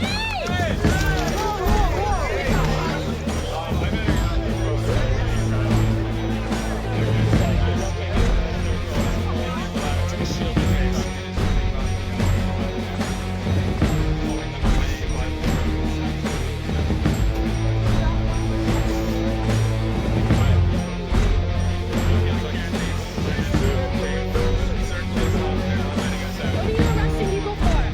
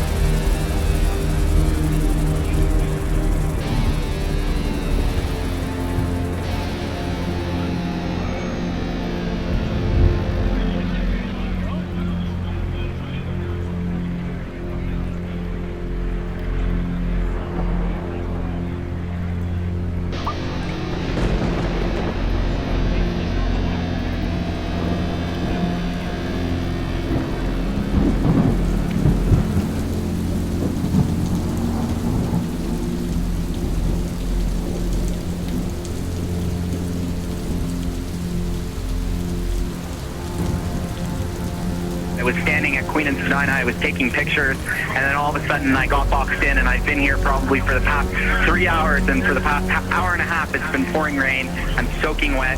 There's still people who are crying. We were allowed on the east side before, and now they're cornering us in. They're boxing us in even further on the west side, and they're closing in further. They've got, you know, police on every corner. They've got the riot police buses.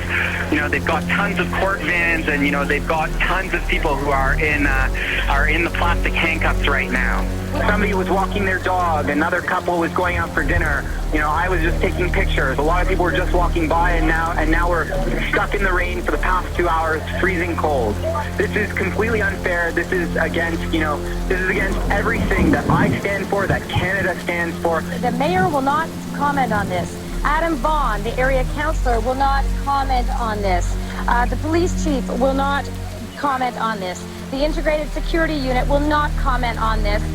No one wants to touch this. This is a situation that is beyond apparently anyone's comment or control. I was calling my mom to see what they were saying on the news about it, whether or not they were like, you know, giving any indication of letting us go, or at least giving reason as to why we were stuck here. I stood out in the rain for about an hour or so with zip cuffs on the back of my hands, and so soaked to the bone. We got on a bus where they continued to put the AC on. We asked them to stop. They turned it even higher. We were in the paddy wagons for a couple hours at least, soaking wet.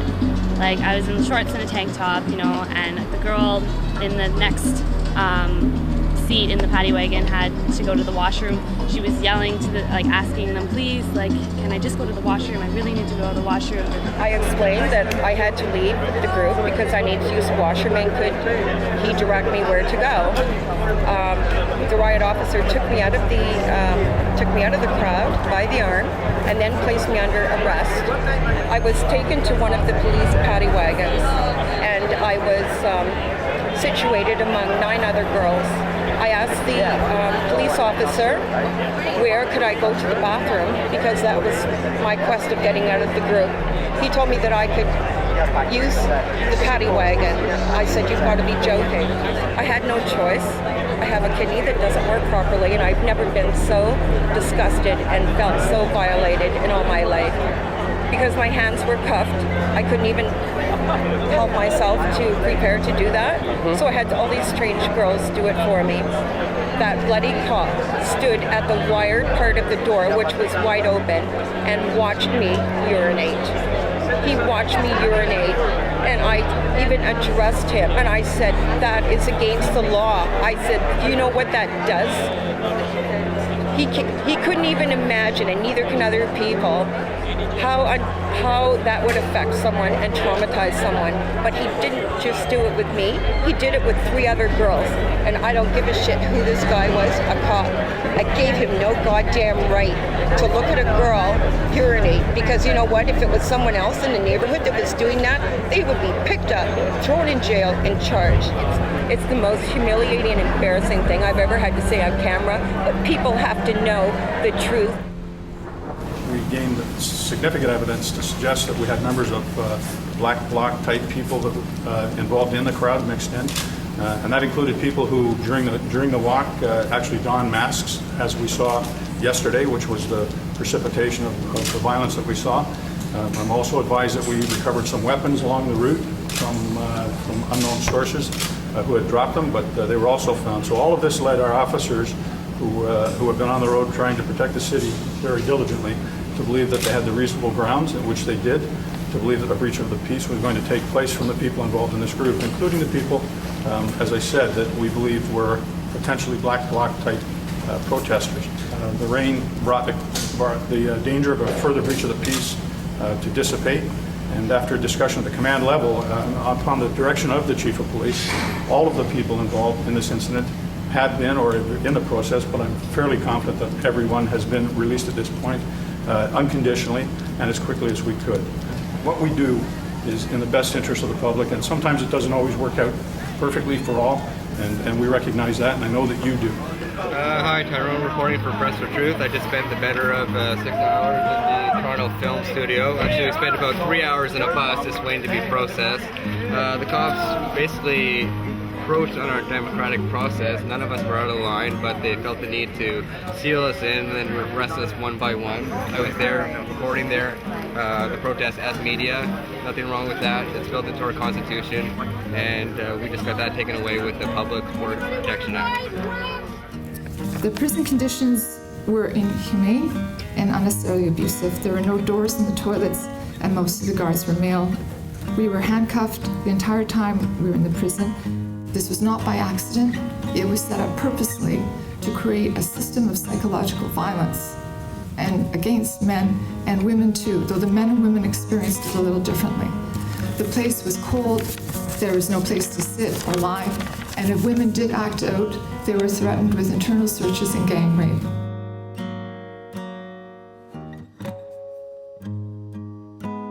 I work on violence against women in war and war rape, and threatening a woman with rape or gang rape is not a joke, and it's not funny. And the police were doing this, and this was used as a way to systematically silence women who were speaking out.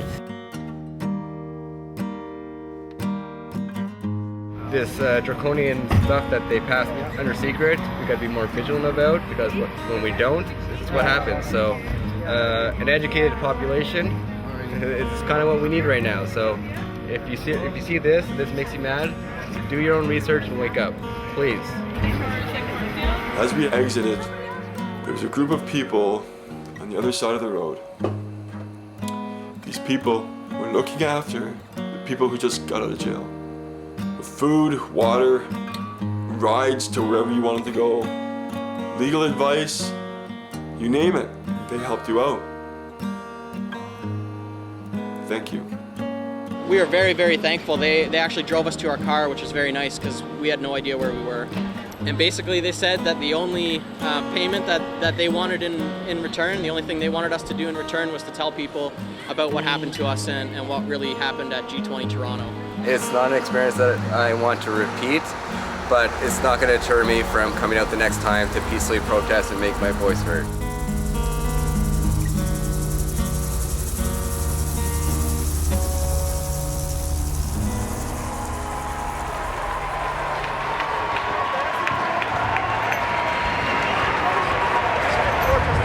The day after the end of the G20 Summit, as you can hear and as I will show, there's a big group of people now directly in front of the police headquarters. If you believe the Toronto police behaved shamefully, say yeah! Yeah!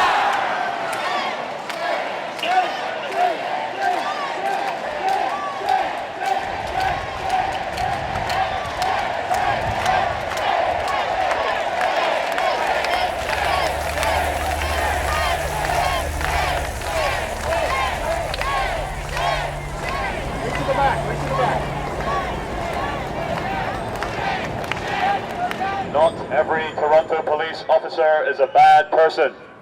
Some of them, underneath the robot uniforms, are actual human beings with feelings as well.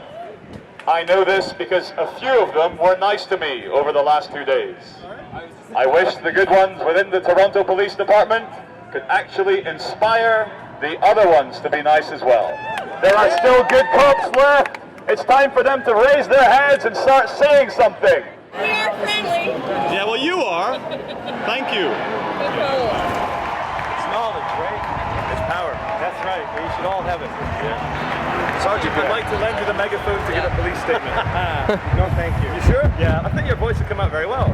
No, thanks. We're the same, we're human beings. When you take off that uniform, you and I, we're the same. We have a common enemy, and if it's one thing I could leave you with, remember, once they're done with us, and they've gotten you guys to do the work for them, what do you think they're going to do to you? So I just ask you, officers of Toronto, what is more important to you?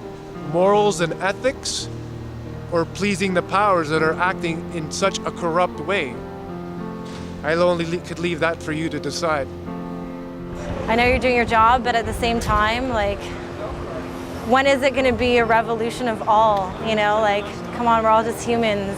If you're doing something that's immoral in your life, that maybe you should consider a new occupation. Be the one to make that change. Out the criminal activity or the criminal behavior and the abuse of power that you see and know, find a different job. What you're doing is not going to benefit your children or my children in the long run. If you're a police officer, that doesn't mean you're above the law. If anything, you have to, as an enforcer of the law, you have to be, extra vigilant to make sure that you don't do anything illegal. Your police vehicles say to protect and serve, and ours at home in our hometown say people helping people. I only saw people helping corporations and people helping shady governments. All we ask is in the next few years, as we enter this crazy, paranoid terrorism world, that you please, as brothers and sisters of ours, please question your orders. Please think about what the governments and the international bankers are asking you guys to do, because you're increasingly being asked to control us, just normal, peaceful members of the public. And it's not a Canadian problem, it's not an American problem, it's a world problem. And the true criminals are the G20 delegates and the international bankers which control them, fund them, and install them as puppets as the leaders of our states. So, just to end, it's a message of peace and understanding. I'm from London, in England, and we have the exact same problems we have here. Why did the G20 decide to host itself in the middle of a major city for the need for this totalitarian clampdown? So all the best, guys. We hope that Dave hands out peacefully for you guys as well, and we're at it here. So take care. Charlie, tell us what happened to you when you showed up to the Toronto airport to try to go home. Yeah, yesterday at 4 p.m. I was at the airport queuing at check-in on the Air Transat flight to go back to London, as I was obviously booked to do.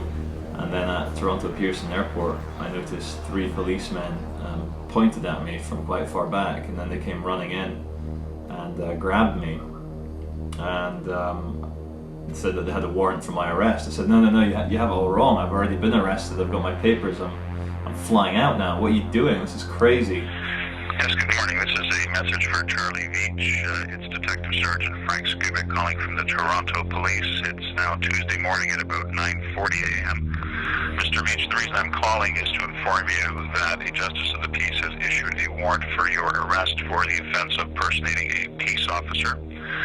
If you can call me at 416-808-7399 as soon as possible, we can make arrangements for you to have yourself surrender yourself and be processed on this charge.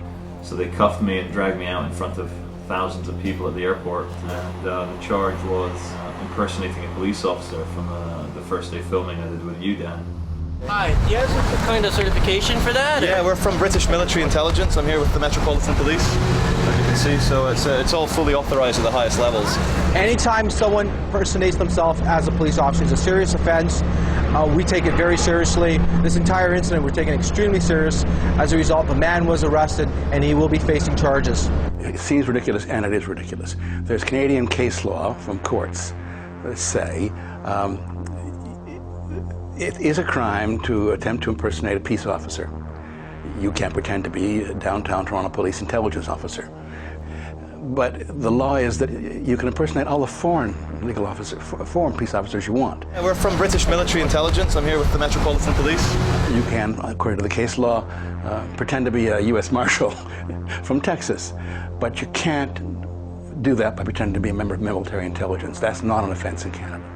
Beach was released on $500 bail. His next court appearance is August 23rd. Out of my 6 days in Toronto for my time here with my filmmaker friends, I spent 48 hours in incarceration. I've dealt with police all around the world, and the States, and Europe, and Britain, but there's something strange. I don't see the kind of workings of such a peaceful and friendly and amazing people as the Canadians and their police force. Maybe it is just because of the G20 in town, but your police force is extremely draconian, and the criminal justice system treats you guilty until you're proven innocent. And I really felt that, and it just really tore a hole in my happiness for a total of 48 hours to be in incarceration for having committed no crimes. I didn't impersonate a police officer, and I didn't refuse to give ID to a policeman under a fake law, which now turns out wasn't brought in, wasn't enacted. What is our child going to have if this is what happens to civil rights in a weekend in our country? And I turned to my husband and I said, there has to be a way to mobilize. The media is not taking care of this. What can we do? And he opened up Facebook and he started a Facebook group. The next day when I woke up, we had about 5,000 members. Within 24 hours, we had over 10,000. We are now at almost 70,000 members. So I knew immediately I wasn't alone, that just as many people felt like I did, and that this wasn't going to go away, and I was going to make sure with every ounce of my power that this didn't just go away and get swept under the rug. Human rights are absolute, just like civil liberties are absolute, and our Charter of Rights and Freedoms is absolute. You get those rights because you're born, that's it. There's no, as far as I'm concerned, there's absolutely no debate about it.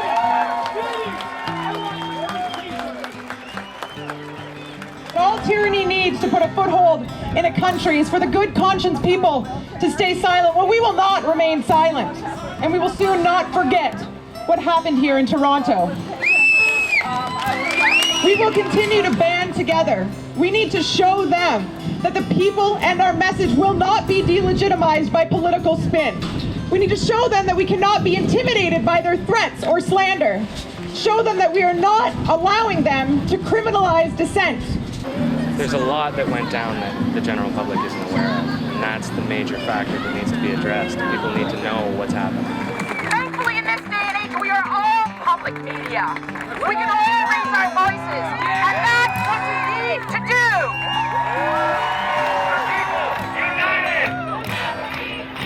The people united! Never be defeated! The people united!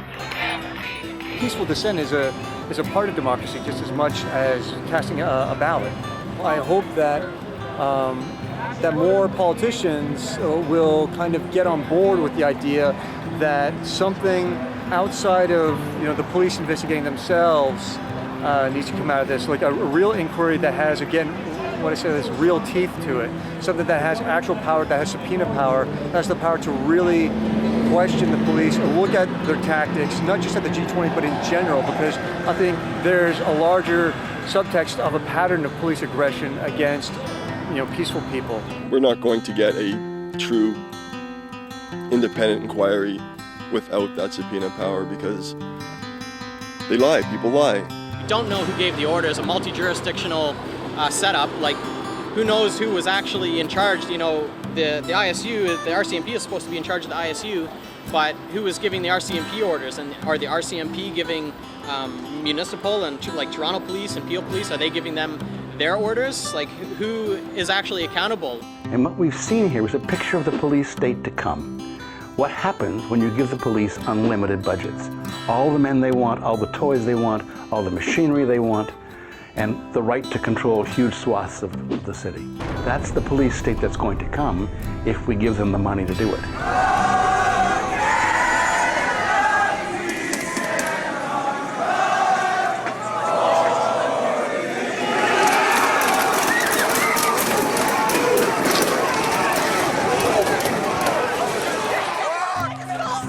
Watch out for this police state. It really will come with money. And there's nothing to stop it, because those values of liberty and freedom and democracy are not cherished by the police department. Whose streets? Our streets! Whose streets? Our streets! Whose streets? Our streets! This is what democracy looks like! This is what democracy looks like! Our streets! Whether you're a teacher, a doctor, a lawyer, or a police officer, your job is to help people, not to make their lives worse, not to abuse them, not to manipulate them, not to coerce them. So when you act in a way that is abusive to others, to your fellow citizens, and then say, I was just following orders, you're not the victim. You're actually at fault for not taking a stand for what you made an oath to do when you decided to take on that occupation. There seems to be a rift amongst Canadians. Anti-police, anti-protester. I don't believe you anarchist hippie liars. Damn you fascist pigs. We can't fight each other. We can't be anti-this or anti-that. There's one thing we all need to be. The people down here, the people working in these buildings, we need to be one thing. Pro-truth. ashamed to say that I was not a protester that weekend. I was just snatched up along with, I'm an average Canadian dude. That's who I am. Well, actually, that's who I was 2 weeks ago. Now I'm a protester. That's who I am now. I attended my first protest on the Monday in solidarity, and I will continue now, and my eyes have been awoken to what's going on. I didn't care much for politics. I didn't care, as long as I could go to work, make my money, and spend it. Now, I see the world through different eyes. I've awoken. I don't want to be part of this corporatized system. It's August 23rd, 2010, and we are currently standing right out front of the Ontario Court of Justice. Now, today is the day where over 300 people are going to be processed for their arrests that were made during the G20 Summit weekend. You rocks! Yeah! There are some matters that we have dealt with either through outright withdrawal of the charges. In some cases, either some type of a diversion from the court process was done. Donations tend to be the simplest one because you can do that here, proceed with it now, give the money, and then the individual the charges withdrawn, and they are out of the court process. Are they accepting responsibility? No, there is no admission of responsibility with this. It's simply a donation is done, and the person walks away from court without a necessity of an admission of any responsibility. How many officers have been charged with assault? Okay. How many officers have been charged with assault? All right. So you had a question? How many officers have been charged with assault? Why are people having come back in October who are innocent? People who Is there a single cop being prosecuted? One cop? One police officer? Why are people having come back in October who are innocent? Police came in and broke into my home at 4 a.m. It was the Gangs and Guns unit with, guns drawn and plainclothes officers with just their bulletproof vests and a bunch of guns pointed at our heads. The conspiracy I'm charged in is alleged to be responsible for everything that happened on the streets on Saturday, which is, it's kind of preposterous to allege some kind of anarchist hierarchy. All this criminalization and the crackdown on dissent and the attacks on social movements is nothing new. And I think it's really important for people to continue the work of challenging the system that targets people for marginalization and oppression and takes away from people's ability to build strong communities and to build a better world, and that is the most important thing for people to do moving forward, is to continue challenging and to continue building our movements and building linkages between the various struggles that we're all involved in. We all have our opinions based on our life experience, and one of the things we have to realize is that opinion is constantly being conditioned by mass media. We're constantly being indoctrinated by certain perspectives. Maybe the things I know aren't true. Maybe the paradigms that I've been used to aren't accurate. And so when I hear a thought that might sound very disturbing, might sound that's not even true, may even sound like a lie, let me at least authentically consider it so that I can see all the possibilities as opposed to being so attached to one mainstream perspective. Corporate media has different responsibilities than, say, alternative media like this. You have to go into that and not be naive about it. You have to realize where they're coming from and not let it affect the validity of your message and your voice and your value system. This is about standing up for what you believe in, and it's hard, but just remember that nobody can tell you that it's not important. Everybody's got to start carrying around cameras, okay? Whatever they try to tell you, no, you can't film here, you can't film here, that's exactly when you need to hit record, and you got to keep your cameras recording.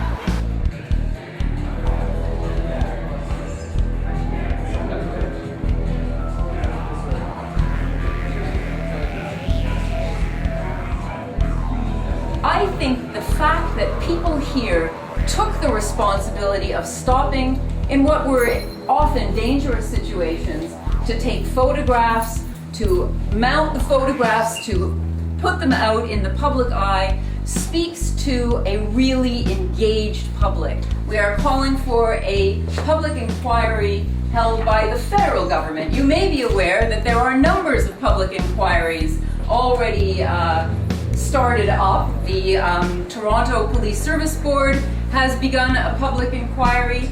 The Ombudsman has begun a public inquiry. There's another inquiry held that the province is holding on the Public Works Act, this mysterious act that supposedly existed and then maybe didn't exist. All of these things are pieces of a patchwork, but we need to be able to put this together. I think you're probably aware that 1,100 people were arrested, the largest mass arrest in Canadian history. So to say that that was really a rotten weekend is putting it mildly. It was an historic weekend. The CCLA and other groups were meeting with the police in the weeks before the G20 weekend, basically to understand what the rules would be in respect of the scope of peaceful protesting. At no time did either police force advise the CCLA or any other group of this regulation. Indeed, as their lawyer, I was dealing with their lawyers throughout the legal process in the days before the G20. At no time was I advised of this regulation. The investigation I'm reporting on today is the first of several public attempts to get to the bottom of exactly what happened here during the week of the summit, why it happened, and what can be done to ensure it never happens again.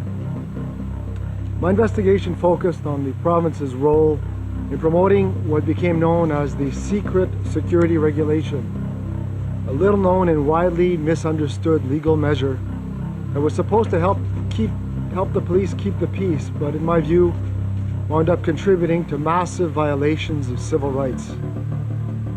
Some people in the ministry were rightly concerned about the optics of using wartime legislation, but others saw the regulation as mere technicality. So the decision was made not to publicize it. Instead, they quietly handed the police extravagant, sweeping powers under 71-year-old law. Powers that would almost certainly be illegal and unconstitutional under the Charter of Rights and Freedoms. And one of the main tenets of the rule of law is that the police will not overreact. The police will only detain people if they have reasonable and probable grounds that they have committed an offense. The Supreme Court has been very, very clear in that regard, that these kinds of restraints are necessary on the police services, otherwise we will end up to be a police state. And that kind of excessive and arbitrary power which the police exercised on that occasion is shocking and appalling in this day and age. And what is more shocking is that no one has come to the fore to be accountable for this crucial undermining of the rule of law. Reviving this dormant piece of legislation, coupled with the adoption of the regulation, created a legal landscape where people were detained by the police and compelled to identify themselves, answer questions, and submit to warrantless searches, even if they simply wanted to walk away. But we also know that there may be a small number of people who use that crowd, the anonymity of a crowd, to throw rocks and to break windows and to start fires, and will attempt to incite violent confrontation with the police. They had an idea that this was going to happen. In fact, that was the undertaking they gave to the judge on the injunction. We need the sonic cannon because there's going to be this rogue element. Even if it was unexpected, it doesn't give you the right to arrest hundreds of innocent people. You're within 5 meters of this wall, so please turn off your video camera. Okay. Public Works Act states that, so please. Because show we're your identification of these officers. 5 meters from this wall. All right, we'll stop filming. But it's because obviously show your identification, please. You can't do that. There's no legal basis for the police to do that. Unless, of course, they're relying on the Public Works Protection Act, which is wartime legislation. You know, the government, the ministry had its website. The City of Toronto had a website. The Integrated Security Unit had websites. Had ads in the paper, warning about street closures, things that were going to happen. Was there any, at one point, mention that the police had a right according to a 1939 law, to arbitrarily detain citizens kilometers away from the fence, to search their belongings, to force them to identify themselves.